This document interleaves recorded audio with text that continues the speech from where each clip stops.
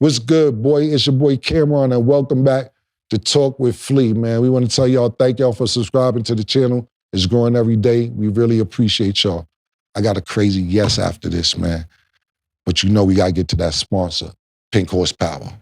Fellas, if you're down and out, take a shot of Pink Horsepower. Go on and up and up. No need for the panicking. Pink Horsepower, leave you stiffer than a mannequin. Make sure you go get yours. Pink-horsepower.net. Yes, sir. And we're back. Now, look, man, I want to make this clear from the motherfucking jump. This is not, the Talk with Flea is not the hub for male escorts. It's just, this is not what we gonna do. But it's just not, all right? Let's be first and foremost. But the Jane Doe bitch is fucking this nigga who's supposed to, Jane Doe bitch supposed to be somebody baby mother too, which we can't really get into, but that's somebody baby mother. But this the nigga who fucking the Jane Doe bitch with Diddy, who's supposed to be the bitch. It's crazy, but we gonna bring the nigga in. The nigga name is Rico, and we gonna interview him right now. Yo, Rico, what's up, baby? Fresh off trial. Man, what's happening? I'm blessed. I'm blessed, my dude. How you doing? Shit, everything. And first of all, thank you for coming on the show. We really appreciate it, man. And we know a lot's been going on in the media and the news and all the publicity surrounding this trial. And I can imagine the last thing that you would think of that you would get subpoenaed to go talk about what you do in a federal court case. So I know all this is probably a lot for you the last few weeks. Yeah, man, it caught me off guard. It's been a lot. Yeah, lot for sure. I can imagine. So listen, a lot of people just get clips off Instagram or what's going on the trial or social media or the Shade Room or Baller Alert or Hollywood, or all the gossip pages, and they may not know initially what's going on. They're just taking bits and pieces. So let's kind of run this down. How did this initially happen? How did Puff and Jane Doe get in contact with you? I work with an agency and they got contact with me through the agency. Okay, what kind of agency is this? Like a companion escort agency that also book like entertainers to dance for like bachelorette and birthday parties as well. So the first time you met Puff and Jane Doe, where was this at exactly? It was at the Edition in Hollywood. Okay, and how did that go when you first arrived there? So they reached out through this company that you work for, just so I'm clear. You get booked. When you get there, are you thinking you going there to dance? Let's ask this question first. Is this what you do, or do you dance, or you also escort? I dance, but with this agency, it's a lot of the time when they book, it's like a lady that wants to go to an event or a couple and the husband wants you to dance for his wife or go out to an event and be with her. Right. Kind of like a companion escort agency. Got you. A lot of times it's bachelorette and birthdays. So, because when I spoke to Sheree, he was saying that this isn't what he does. He just usually dance. This was kind of a first time to think. You usually be fucking niggas bitches? That's kind of what you do anytime besides this? No, it's mostly dancing. Okay, yeah, that's what I was wondering. It's just mainly dancing. So explain to me, you get to the Edition, you get to the room. What happens when you get to the room? You go up the elevator, get to the room. Who opens the door or who's there? How does this initial first introduction go? When I knock on the door, Puff opens the door at first. Fuck out of here. And I walk in. Get the fuck. Yeah. So did you notice though, or you just think that you're going for what you usually do? I had to sign the NDA before I went there, so like they kind of told me it was a celebrity client. Got you, but you didn't know it was going to be them. No. All right, so let's lay this out. You get there, Puff opens the door. Clue. Pardon me? I had a clue. Oh, you had a clue. Like I had, yeah. Got you. So you get there, Puff opens the door. How does that introduction go when you open the door and you see it's Puff? I just dap him off and I walk in and he asked me if I knew who he was and I was like, no, and he tells me his name and I'm like, I knew who he was, but I was just like, and he was like, P. Diddy, Puff Daddy, Bad Boys, and I was like, and he played some music and I'm like, oh yeah, that's you. When he's like, well, look, let's go sit on the balcony. He played his own music? to let you know he was? Yes. Like he played bad boy music and shit? Yeah. He started dancing and shit, or he just played the music when he... He just played the music, and I was like, oh, yeah. All right. So, nigga play, yo, Puff a ill nigga. Nigga got theme music. Yo, it's a wild nigga. So, he opens the door, you walk in, and y'all go chill for a second, you saying? Yeah, like I walk in the living room and there was like towels laying on the couch and the floor and shit. And I'm like, all right, this is interesting. You know what I'm saying? Like, what's going on? Right. He's like, yeah, come let's sit in the back so I can tell you what's up. Right. And then we go to the little balcony or whatever. And he's just like asking me about my career and how long I've been with the agency and what I do. Right. And like we ran there for like 20 minutes. And he was like talking about he likes porn and he's at a point in his career where he likes to curate and make his own porn. And then he started bragging. He was like, I got a girl in there, sexy, you gonna love her. And then he tells her to come out. And she comes out in like lingerie. And we just like chill and smoke for about 30 minutes. And he was like, this is what I want to do. I want you to stand talking to her, I want her to stand at the end of the balcony. And like, it was like, all right, she's in the bar. You walk in and y'all just meet. And he tells her action and she just goes to like playing it. Like, hey, how you doing? What's your name? So I'm like, all right, I'll just play the role, you know, and we do that for like 15 minutes. Yeah, so get to the audition. Puff opens the door. He says, you don't know who I am. You tell him no. He start playing bad boy music. Walk with you to he say like 3 different names. Diddy, then Puff. start playing the music. Yeah, then start playing the music because you like, whatever, I'm here for work. Then he sits down and tells you that he wants to curate a porn and then tell you what the porn scene is. So he's directing this fantasy, basically. So y'all was at a bar, and so technically in his brain, you just meet his shorty at a bar. Yeah. Got you. But he laid this out to you before Jane Doe came out. No, he told me that, but when she came out, he like said what he wanted it to be while she was sitting right there next to him. Right. And you was at the bar, so to explain that scenario, like how'd that go? Like you just, without getting detail, y'all really role played that for him? We ran that for like 3 minutes, and I was like, this kind of weird. And she was like, well, what you want to do? I was like, let me dance for you. Right. So we went in, and she was like, let me pick the 3 songs. She picked 3 songs she wanted to play. Right. And that's when I'm wondering why the towel was. I was like, what's all the towels for? And she was like, you gonna see. So I start dancing, and she picks up the baby oil, and he's like instructing her what to sit, what to do, and telling her to say certain stuff, and she kind of just following his lead. And as I'm dancing, I take my shirt off, and she like starts to pour baby oil on me, and he's telling her like, put the baby oil down, just sit back, kind of instructing her as I'm dancing. Right. And he pulls his phone out as I'm dancing for her, and I'm like, don't record me.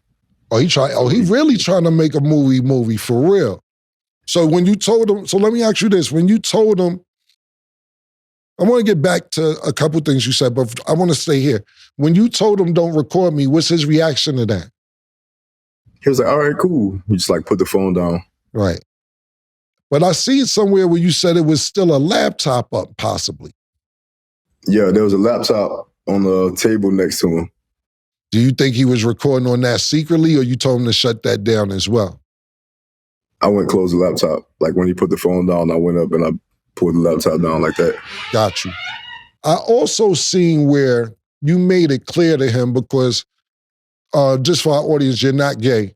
And you made it clear to him that you didn't want to be touched by him at all, to where you're also an MMA fighter, for what I'm understanding, and you showed him 2 of your fights to let him know, don't play with me. Is that correct? Yeah. It wasn't not me showing him that exactly for that reason, but he was curious about what I did, so I showed him the videos. And then she asked me, she was like, are you cool with doing the threesome? And I was like, no, I'm not cool with that. Right. And then never tried it. Right. Was it any point during this, and we're staying on the first initial meeting, was there any point during this encounter with you and Jane Doe, did you think that Puff would try to join? Because when I spoke to Sheree about it, he said he couldn't get right because he kept thinking about Puff in his peripheral, trying to come in and trying to join, because he said Puff was basically jerking off watching him with Cassie. Did you worry about that when you were in there with Jane Doe? No, and I always had her position to where I could see him. Right. Was he jerking off, pause, while you was slamming his shorty? He had his shirt off and he was sitting with his pants on. He had his hands in his pants playing with his shit. Wow. It's crazy. And now, you know, that's what I asked Sheree too, you know what I'm saying? Baby oil, he said, was mandatory. Was baby oil mandatory when y'all was yeah, I had to tell her, I was like, it's too much baby oil. Like, that's enough. You know what I'm saying? With the baby oil shit. Like, you gotta you know what I'm saying? Like, we overdoing the whole baby oil thing. Yeah, but like, what do you think that's about? Personally, like he just want to see everybody shiny. Like, what do you think? Why do you think that? What your personal opinion? Honestly, I can't answer. Like, right. I like the girl to be wet when I'm having sex, but that shit right there is just a little overkill. Right, I got you. I got you 100%. So, how many times did you actually meet up with Puff and Jane Doe? Jane Doe, yeah, twice. Okay. I was seeing a lot in her testimony that she was saying, and not necessarily with you, she was just saying throughout these acts that she felt obligated to do this. She felt like she was just doing this because Puff was paying her rent. She never felt comfortable. It was times that Puff would have engagements with her and somebody else and then go off with the current girlfriend that he had at the time. When y'all was together talking about you and Jane Doe, did it seem like she didn't want to be there at any particular time, or did it seem like she was enjoying herself? It seemed like she was enjoying herself to me. Like, we was joked out, laughing, chilling at the same time, you know, and it didn't seem like she was uncomfortable or felt forced at all to me. Right. Did she orgasm? Yeah. Yeah, so it seemed like she wanted to be there. She did what? Not to get too deep. Did she squirt? Is she a squirter? Mm-mm. Okay. So you felt it. Did you think the orgasm was fake? Or she just was doing that to entertain Puff? You never know. Right. You never know. I got you, man. And like I said, there was a lot of things that she said. Did you know about who she was? I know you said you knew who Puff was. Did you know who she was? I didn't. Right. Did you know that, well, you didn't know who she was. Learning moving forward, did you realize that this is kind of what she does because she's been with other people? Like I said, I want to make sure I don't use the wrong words here, but you know, who possibly, put it like this, I'll word it like this. She said in one of her testimony that Puff used to threaten her with videos and said he would send it to her baby's father. Did you realize who this was when the trial actually started? I realized the weekend after I had the first encounter, because when I got the NDA and the agency let me know that it was a celebrity client, I have a friend that's with the agency as well. Right. And I told him, and he told me, he was like, it's Diddy. And I'm like, what? Like, why would you say that? Right. Because he's with the agency and he was booked with them a couple times. So when I first opened the door and seen him, I was like, damn, he's right. Right. So after the encounter, I managed shows like the same show Sheree manages. Right. I managed their show in New Orleans, in Las Vegas, in LA. Right. And he's in the show. And after the booking, I was at the show and I was like, I told him about the booking and he showed me the picture. He was like, was this her? And I was like, yeah, that was her. Right. And then he told me who it was. Wow. And then I was like, damn, that's when I realized. Right. 100 fucking crazy. How far did these fantasies go? Like, I understand if, like you said, the encounter, but was it oral, anal? Like, was he directing y'all that far to shit that he wanted to see, or was it just regular sex with baby oil? It was, she did give me oral, but it was pretty much regular sex with baby oil. Wasn't no like crazy shit. But was he directing her throughout the whole encounter, Puff, I'm talking about? Yeah, he'll tell her like switch positions, or when she's doing oral, tell her stop and pour the baby oil or pour it on herself, or it's like say certain shit, and she would follow along. Wow. Did it seem at any time he would get jealous of what you guys were doing? No, I didn't feel that. Yeah. But there was one time when she kind of caught an attitude with him when she was giving me oil. I was like, damn, she nice with it. And he said, yeah, she's one of the ones on my A team. Oh. And she was like, I am the team. Oh, got you. So got you. Yeah, see, the thing is, I mean, like I said, I don't want to get too much into it because of legal things, but what, hold on, sorry, my earpiece came out. You could have been on the B team. I don't know what the problem, if you're on the A team. Yeah, you could have been on the B and C team, P. You feel me? I don't really get it what the problem is, but yeah, man, this is crazy. How much was you getting paid for this shit? The initial booking was 2, but I got 5. Okay, each time? Yeah. Okay. Did she ever try to reach out to you after you guys all did what y'all did? By herself? Through the agency. No. Okay, never personal. Okay, cool, man. Never personal. Got you. Yo, P, you got something to ask? So I'm up here with my co-hosts as well. You have any questions for Rico? Thank you as well, man. We're going to Rico, more minutes and we're going to get you out of here. Yo, Rico, what's up, my G? What's happening, bro? Let me ask you a question. I know you gave him your dance name was Rico, so when you got subpoenaed and all that, how did they able to contact you and get your real name? Oh, they never got my real name. No, I know them, but for you to get subpoenaed. But basically, we talked about it earlier just so he understood, even in the transcripts, it's not his name. All right, copy. All right. Second question. You said you was just there to dance, so when you was approached to have and reenact this, was that your first time? Or you've done it before already? Or you just danced all the time? I danced all the time. All right. That's it. Larry? So how you doing, brother? So my thing is, I noticed the other guy, Sheree, I think that's his name. He was booked like Friday, Saturday, and Sunday. Why do you think that you were only booked for the 2 days, right? The 2 times. And why do you, Sheree only talked about his fee was only $2,000. Do you have different fees that you guys set or? There's a fee, like the $2,000 is for the time.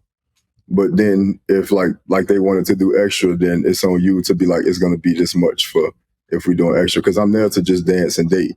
You see what I'm saying? Or like go for an experience. But if they trying to do all that, then you can be like, this is my fee.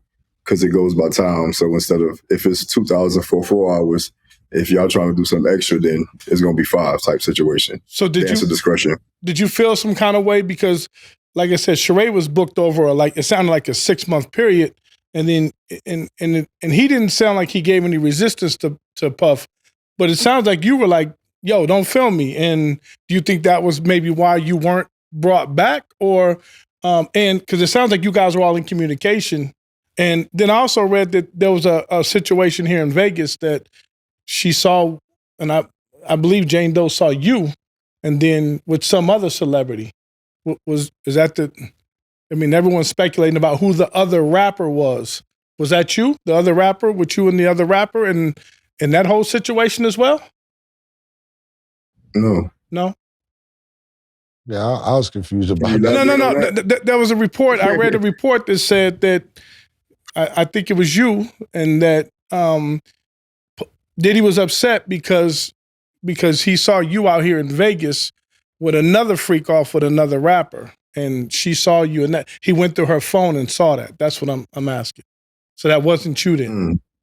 What I'm asking you, Larry, is what you read some shit that Puff was jealous that he was with somebody else? I read that he went through the phone to contact him and then he saw that there was communication. Oh, okay. So that's what I'm saying. Was that you or that it must be someone else because they said he was out here in Vegas with another celebrity and he was upset because he was saying, why were you going to the freak offs with And then, you know, I assumed it was you, that the way they made it sound. It was you.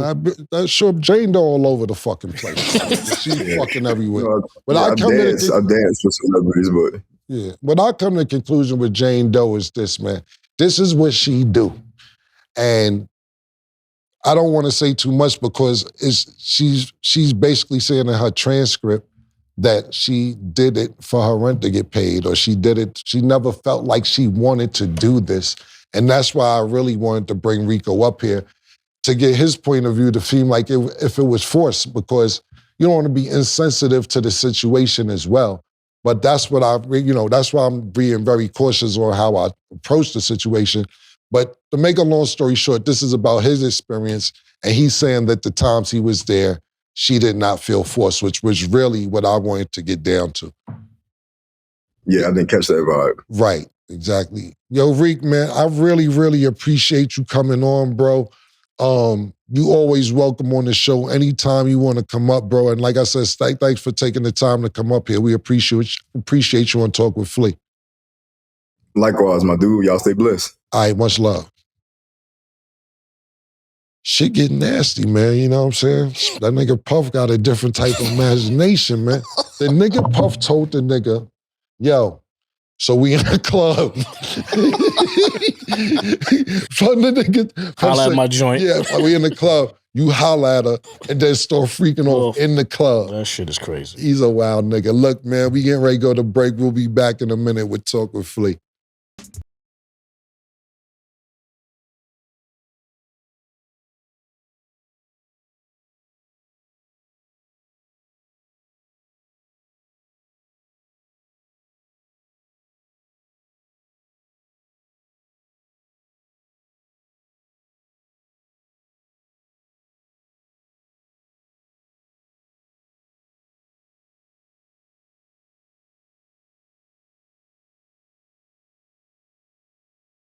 Yeah, man, it's a nasty nigga, man.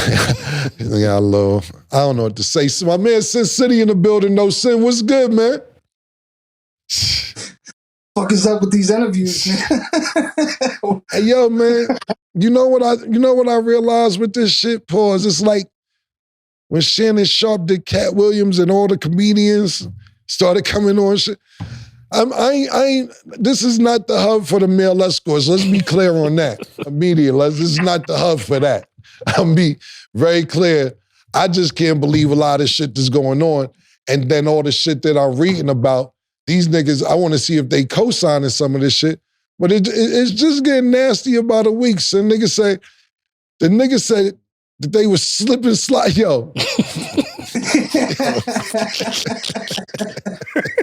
The nigga said that, yo, bro, and like I said, it's gonna come on, so we ain't gotta dive too much into it, but the nigga said he told Puff told the nigga, yo, when my shorty come out, well, she said she was already out. Nigga Puff said, yo, act like y'all in the club, and y'all just met.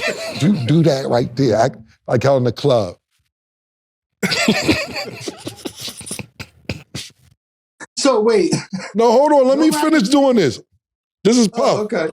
No, he says Al Bundy like this. No. Switch up. Start sucking his dick. Yeah, 18. Like, yo, what are we doing?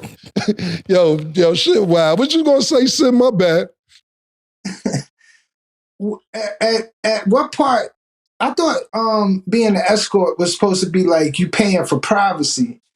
How is these niggas just out just talking about this? Like, didn't he pay for his privacy? Like, you saying sign the NDA, right? He said, no, I'm just saying, when it comes to like prostitution, escort, and all that shit, it's supposed to be like a code of ethic that they got, right? Like, they're not supposed to tell or no shit like that. You paying for privacy, right? Like, how is these niggas just out here just talking about that shit? I think my opinion is once you get subpoenaed, what you want me to do? Yeah, it's public record at this point, my nigga. Matter of fact, nigga subpoena me, told the FBI to keep it private. You let it get to the FBI. This is federal. This is a federal case. This ain't state. This is federal. Once it gets subpoenaed now, my personal opinion is, I think them niggas is like, yo, let me get the advertisement and get booked. This really what I do. Let me try and get the... Yo, listen, man. It's a wild equation, my nigga. Shit is. I got one thing to say. Yeah, what you gotta say? I feel like they telling their story, Sam, because once you subpoena them, they like, yo, now you putting my business out there in public? So I gotta protect myself. So this is why they telling their story. That's a fact. That's a fact. I didn't sign up for this. All I did was sign up to dance. That's it. I ain't signed up for all this. My business out on the street. I got to protect my brand. So that's why they telling their story and telling their side. That's a great point. And I totally agree with that. 100%. I totally agree with that. Right. Fuck you talking about? I got like families and kids and all that. Yeah. I might do this at night and be a full-time father in the day. That's a fact. And I live a double life. My family don't know this. Now my business out there, all in the newspapers and channels. Yo, that is a great point, because you know why? P, that's a terrific point. Because homeboy that just got off the show, he in film school in LA and all this other shit he said or whatever. But the point being is, to your point, P, right? I got a day job. I go to work and everything else. Now I'm getting subpoenaed to come to court. And now if I go back to work, niggas say, I ain't know you was the Punisher, though. Right, yeah. So that's what you do? Yeah. Yo, Mr. Johnson, pause, want to see you in the office. Nah, it's unethical. Yeah. We can't have this we can't do around this. our clients. Yeah. Like, this is what I'm saying, man. That's a great point, PT. I'm glad that you said that. That is a terrific point, man. Yes, and I'm sorry we was trying to get you on the call, because I'm pretty sure you had 2 million questions, because it was bad, man. It was pretty bad. It was pretty slippery, pause. It was nasty. What I get is, and you know when we hear all these allegations and niggas is like, yo, baby or this, baby or this, baby. And niggas is like, cut it out with the baby or it ain't that. Now when you hear the story, niggas like, nah, it was really... It's crazy. It was really like that with the baby oil. I was reading in the in some of the testimony too, that nigga said he had the blow up pool filled with baby oil, like the little joint. Baby pool. Baby pool, baby oil.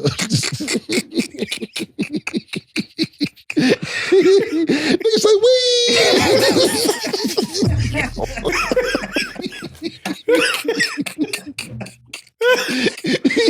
Let the lions out. This is crazy. Oh, shit. Oh, shit, yo. Let's move on, Sen. What we talking about today, man? What's going on, man? You know what I saw, what I was curious about, what we would think about it? I saw, they business is out there, but Cardi B got her son hair done the same style that, what's his name? Stephon Diggs got his hair done, and Offset was a little upset. What you think about that? Like, I don't have kids, so I wouldn't understand. Would you still get mad even if you're not with the girl? Like, you're supposed to still get mad at shit like that? Yeah. Like, I mean, if you're in a child's life, like, look, I'm just saying, I'm just putting myself in that situation. And I love Cardi B. I have no problem with Cardi B. I have no problem with Offset. I have no problem with Stephon Diggs. I have zero beef with any of these people. I actually just did a record for Cardi B's new album. Dope. Yeah, I won't give the details, but I just did something for a new album.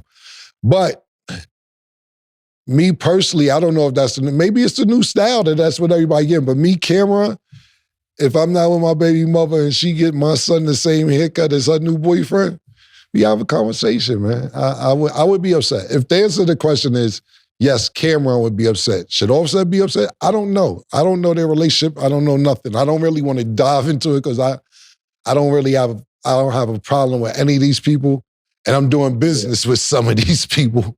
So, but if you're asking me, would I be upset if my girlfriend, or pardon me, my baby mother gets my son who's still in my life the same haircut as her boyfriend? I'd be upset. Now, if it's the new style that everybody's getting and everything, cool, but it just seems a little bit coincidental. But I don't want to dive into that too much. Like I said, I'm cool with everybody in that scenario. All right. I got a question that people been wondering for a little while, including myself. Drake is a big Dipset fan, right? Mm-hmm. He's a fan of all of you. Right. He actually admires you, and he says it publicly. Why haven't anybody from Dipset ever did a song with Drake? I don't know. I mean, I have no idea. I never really asked Drake to do a song, to be honest with you. I don't know. That's a great question. You have to ask everybody in Dipset, but it isn't like I ever called Drake for a verse or anything like that.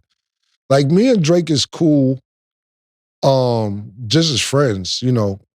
Even to the point where he samples some of our music, we clear the samples, so on and so forth. But to me, it was never a time to present an opportunity where I was like, damn, I need Drake on that verse, or I need him to do a chorus or this, that, and the third. Like, just being cool, you know, he always shows Dipset love. He always showed me love, everybody in the group, like you said. But to me, the opportunity never really presented itself for me personally. It isn't like I asked him to do a song and he didn't do a song. I just never asked him to do a song.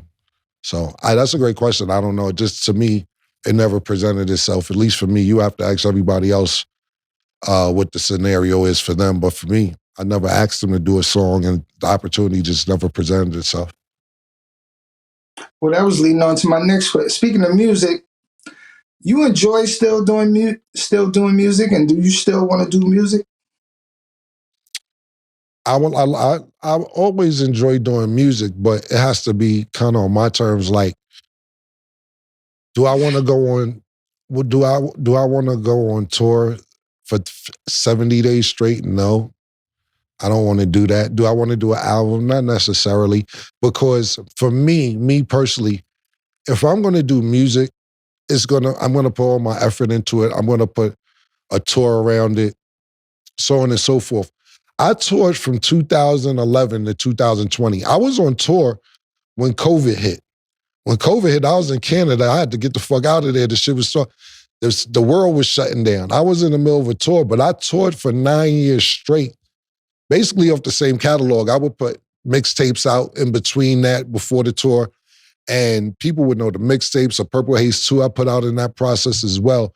But for me to do music full time, I put everything around it. I just not gonna put songs out and say, here it is, or do albums and don't maximize my potential on doing a full album. Not only that, if it ain't the top of the top, I gotta move on to the next thing, the top of the top. Now, will I do music and put it in my movies and my TV shows, on my platforms, freestyles here and there?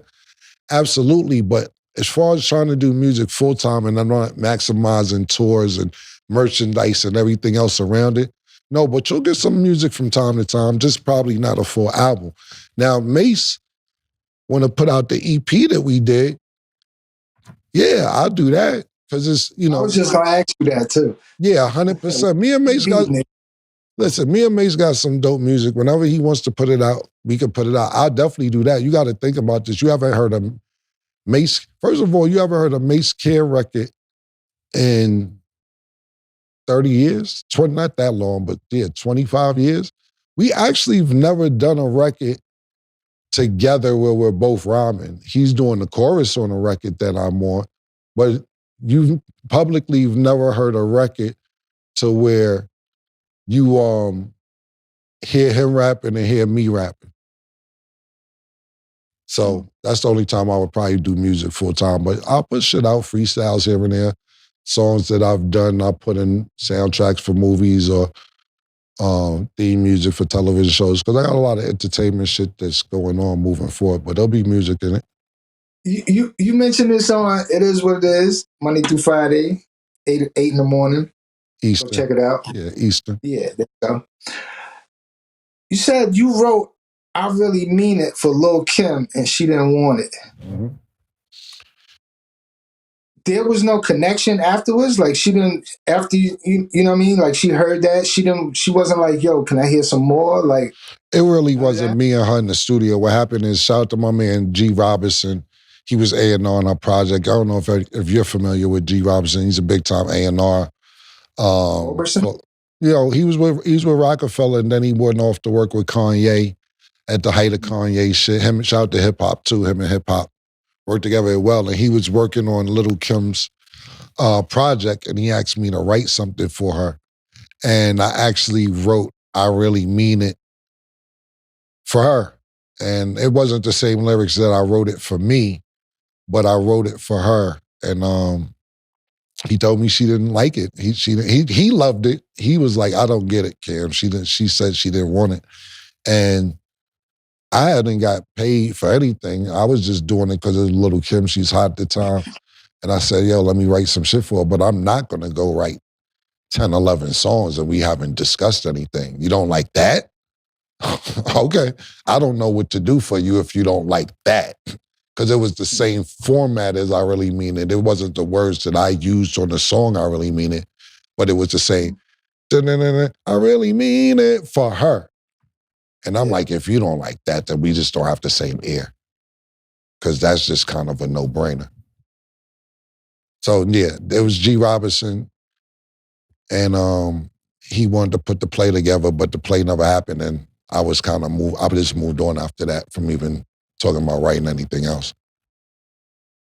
Oh, like you was pissed off? No, I wasn't pissed off. It worked out for me. It wasn't about being pissed off. It was one of them things where if you don't like this, I don't know what to write for you to like because this is it. You get what I'm saying? This is a Just Blaze beat. Shit is knocking. Soon as you put it on the studio on the big speed, shit is a no-brainer. If you don't like this, I just don't know what you're looking for. That's what I'm saying. Right. I heard, shout out to Joel's, he told a story about the whole BMF thing. I heard Blue Da Vinci's side. I never heard your side. What happened with BMF that night? So BMF, all right, so here's what happened. And I'm not telling this story to start trouble or nothing, because shout out to BMF, they're my niggas. And I seen Blue Da Vinci's, and if Blue, what's up? Shout out to Meech, J-Bo, all my niggas. I seen Blue Da Vinci's story, and he had it right. And you know what's so dope about people's stories is that different perspectives of the same story. So from his point of view, or Joel's point of view, or my point of view, or different people's point of view, everybody's in different places. So that doesn't mean nobody's lying about what they're saying. It's just different perspectives. But what happened is, just to be clear about it, is that basically, so we're in the club one night in Miami, Memorial Day weekend. I'm talking about Dipset. We're all in the club together. And yeah, so basically what happened was we in Miami talking about Dipset Memorial Day weekend, partying, and it was cool. It was a cool night. And I'll get through the story quick because it can be dragged out, but I'll get through it quick. I'm not going to use the word BMF because I don't know who BMF is. Like that's the part that I say Blue was confused about that. He was like, yeah, we BMF, they knew it. I didn't know who BMF was, so I'm going to say these niggas. We in a club partying, and these niggas are up above us, partying on the second level. But I'm underneath of the balcony, so I don't care. But liquor is falling down, hitting certain members of Dipset with the liquor. So they're looking up saying, yo, be careful with the liquor, watch what you're doing. So I come from underneath and I look up, and I'm like, oh, them niggas ain't partying. It isn't like these niggas was sitting there pouring liquor on niggas saying, fuck out of here, we pouring liquor on you. These niggas was having fun, partying, have a good time, and liquor just happened to be spilling. So I'm like, I ain't paying no mind. I walked back underneath. Some of the Dipset stayed out there still getting wet. And I'm telling them, just walk literally 2 steps. If you walk 2 steps underneath the balcony, you would not be getting wet. But they got offended, I felt. And they went up there and got into some shit with these niggas. And some people got cut on the other side, not Dipset members. So that was that. The party ended, police came, all this, that, and the third. The next day, I got a party and a show in Club Mansion. And so I'm doing my show. It's cool. Fat Joe is on stage with us, everybody else, we just cooling. And I see these niggas with these shit to say Black Mafia. They holding up shirts. They holding up towels. They holding up all this other shit. But in my brain, I'm like, oh, these some fans. Because I don't know who BMF is.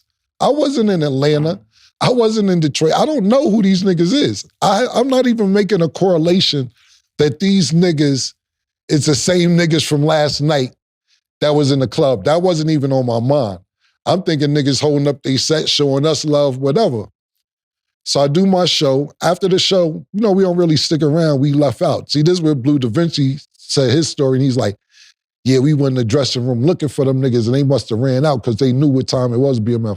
Nah, nigga, we just left. I just left after the show and went to the hotel because the hotel was walking distance. The Royal Palm is walking distance from Club Mansion. So we left out and we went to our hotel.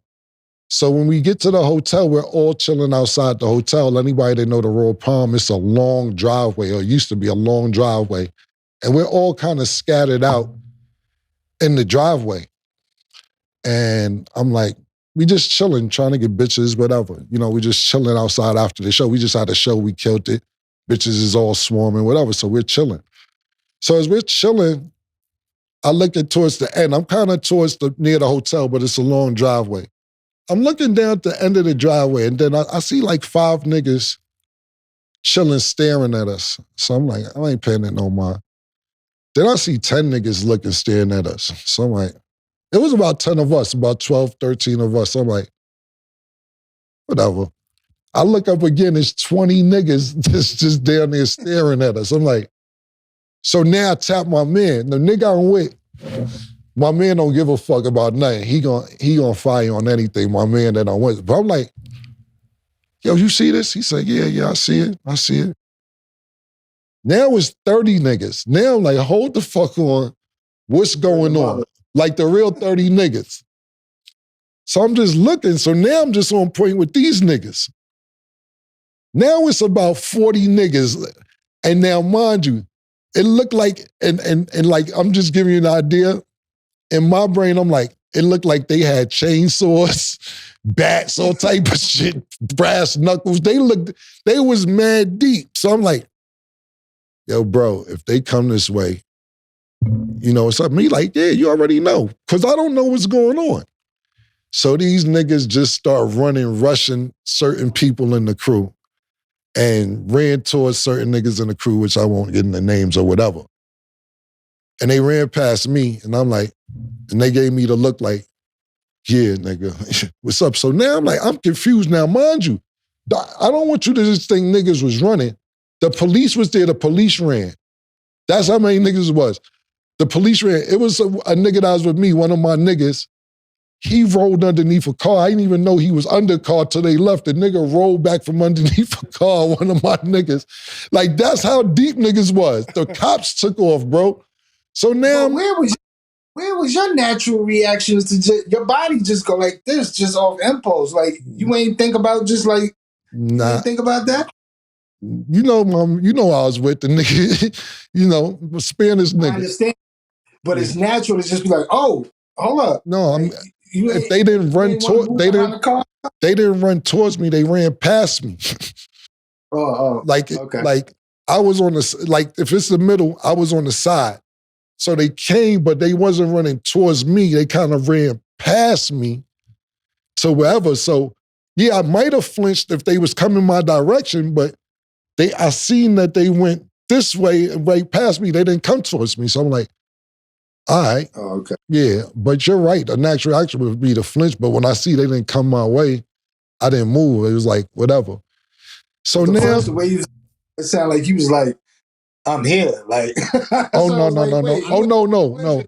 No, like, you got to know the Royal Palm to understand the real setup of what I'm talking about. You know what I'm saying? You gotta get the Royal Palm and understand it. So they ran past me. They didn't run towards me. But I didn't know that when they were at the end of the street. I didn't know who they were coming for, but they ended up running past me. So it was like the movie Get Out when the dude was running and he turned the corner like that? Like he's running towards you? Nah, it wasn't. It don't even look like he running towards. No, it wasn't like that. He was running towards him and turned. These niggas wasn't never running towards me. They ran past me. Yeah. But I was... Anyway, make a long story short, so I found out that it was a crew called BMF and that they was deep in Atlanta, this, that, and the third, yada, yada, yada, yada, yada. And I'm like, yo, well, what the fuck going on? They was like, yo, nah, that was the niggas last night. Somebody got stabbed, this, that, and the third. I'm like, I didn't even know, put them two together that it was BMF from last night and who BMF was. So I had just got an apartment in Atlanta. I swear to God, me, Zeke, and Jewels, we set up in Ohio, we set up in Chicago. Atlanta was our next stop. So I called my man, called me from Atlanta. He was in Memorial Day weekend. He's like, yo, I know the nigga who run it. Let's sit down and have a talk so y'all can fix this shit. And I'm like, I ain't bet, say no more. Like, I don't even, it ain't no big deal. Before I could go to a meeting to meet up with them, my man Black Adon, shout out to Black Adon, that's my nigga. He goes crazy and goes back down there, and I won't get into details. It starts more shit with the BMF niggas to the point where now they don't want to meet with me because it seemed like niggas is out of control. They like, nah, your man came down here wild and we's gonna meet up with you and squash it, but fuck that. We don't want to squash shit. So I'm like, all right, I'm gonna just go to my mansion. I had a mansion off the beach because I had the hotels, but I had a mansion off the beach. So I'm like, I'm going to mansion till I figure this all out. Now, like I said, that's the end of this story right here. But now, mind you, I was doing what I was doing in Ohio. Then I was doing Chicago, and I just got a lease for an apartment in Atlanta, 6-bedroom, and I bought a brand new Range Rover, and I was about to go down there and set up me, Zeke, and Jewels. Now, prior to this Memorial Day weekend, we was in Atlanta for 2 months scouting it out. And we was going to clubs. I was bumping the T.I. before he kind of blew up. He was doing a mixtape and he had a big underground sound I'm talking about before he became a superstar. And we was scouting it out. We like, yo, this shit is dope. Hey, it's Stick Up Kids. And they like, yeah, it's a little shit. But, the nigga who was running me around, he's like a promoter. And I'm like, yo, we been going out for 10 nights straight, it ain't been no problems. He said, bro, I told you it don't really be problems down here. Of course, every city's grimy shit, but you come down and mind your business and chill out. You ain't never gonna have no problems. You good. I'm like, yo, I can't believe it that Atlanta's this much fun. The bitches is here, the club don't close till 6. Yo, this shit is lit. So we got an apartment and we bought a Range Rover. So now back to the BMF story. So I called him after all this happened. I'm like, hey, yo, man, I'm about to come back down there next week, but I got into some shit with these BMF niggas and, here in Miami. But I heard they live in Atlanta or whatever. Everything cool, I come back, he was like, oh, nah. If you beefing with them, you need to fix it. I say, you told me shit was sweet down here and everything was cool. He said, yeah, they some cool niggas, but you don't want no problems with them niggas. I wouldn't come back until you fix that with them niggas. And I'm like, I ain't got time to be having sit-downs and meetings and all that shit. Make a long story short, I gave the apartment to my homegirl. I had an apartment that I never spent the night in and a Range Rover. I ended up driving it when it came back to New York, but I bought all that shit to set up down there and I didn't even get to utilize it. And then I look back at it and be like, yo, I'm kind of thankful that didn't go through. Not to beef for none of that shit, because if I would have ended up moving down there and they had them numbers that they had them numbers for, I would have probably just been getting out of jail yesterday if the prices was the prices that they said it was going for.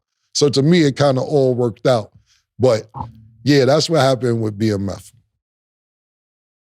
Yeah, them prices, huh? This nigga, he always want me to go back. He always want me to go back. Hey, yo, I gotta go, Sen, man.